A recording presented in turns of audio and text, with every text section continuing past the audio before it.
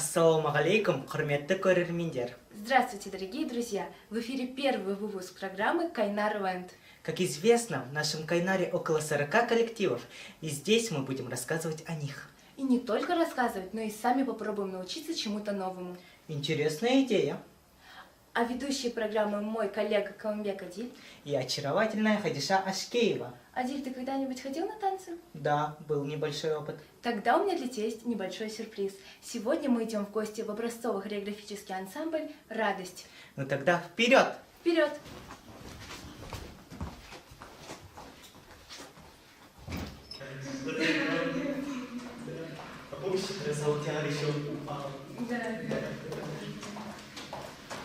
Стой, Адиль, мы не решили, кто у кого будет брать интервью. Точно, давай на камень, ножницы, бумага.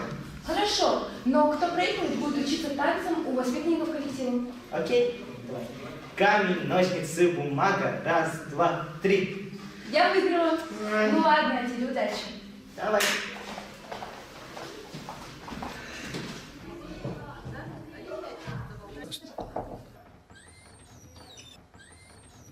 Можно зайти?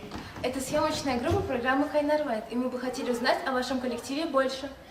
Добро пожаловать к нам в радость.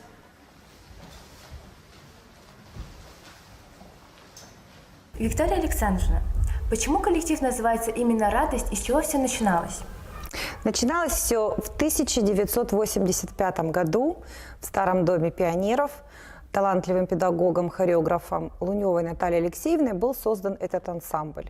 Почему они назвали так? Потому что девизом ансамбля служат такие слова: «Жить, мечтать, дерзать, творить, радость танца людям дарить».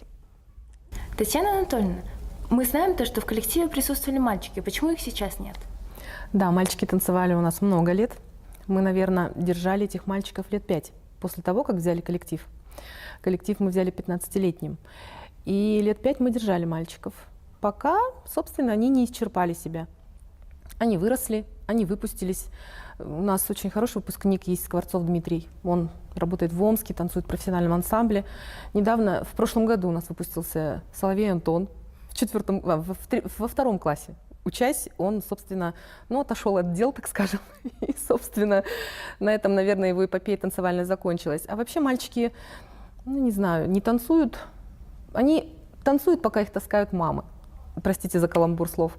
А как только мамы перестают в этом быть заинтересованы, естественно, начинают здесь активизироваться папы. И все мальчики начинают идти в спортивные секции, потому что, в таком городе надо жить, уметь защищаться, наверное, а танцами не особо защитишься. Поэтому как-то это, конечно, очень жаль, это очень западает. Но, вы знаете, мы, наверное, устали с этим бороться, и как-то вот так получается, что вот такой девичий у нас коллектив.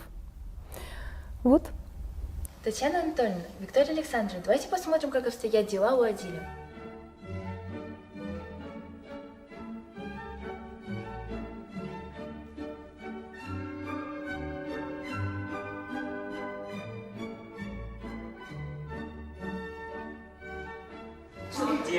Девочка, я правильно делаю?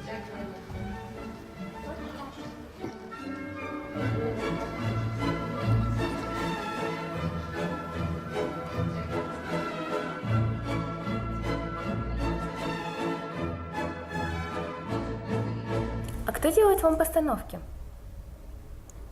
Делают постановки педагоги. Делает Татьяна Анатольевна и я, Виктория Александровна.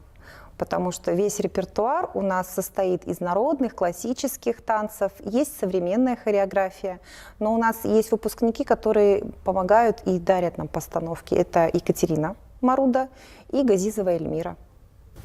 Татьяна Анатольевна, а сколько воспитанников на данный момент в коллективе? В коллективе сейчас занимается более 120 человек. У нас в коллективе 6 групп. Детки занимаются с 4 лет у нас и выпускаются в 11 классе благополучно. Вот. Растут, и нас радуют, родителей радуют. Вот и все. Виктория Александровна, а какие у коллектива планы на будущее? Планы у нас всегда очень большие. В течение года проходит очень много мероприятий. Ближайшие планы – это у нас «Маленькая принцесса» концерт, посвящение в танцоры. Самые юные, самые новенькие детки. Отчетный концерт ежегодный обязательно. И планируется поездка на международный конкурс. Пока это будет в тайне, в секрете от всех. От съемочной группы мы желаем вам больших побед и успехов. Спасибо. И вам тоже удачи.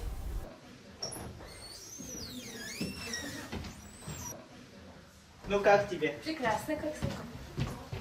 Хадиша, ты что-то интересное узнала о коллективе? Да, конечно. А ты чему научился? А я научился становиться хореографическую позицию у станка.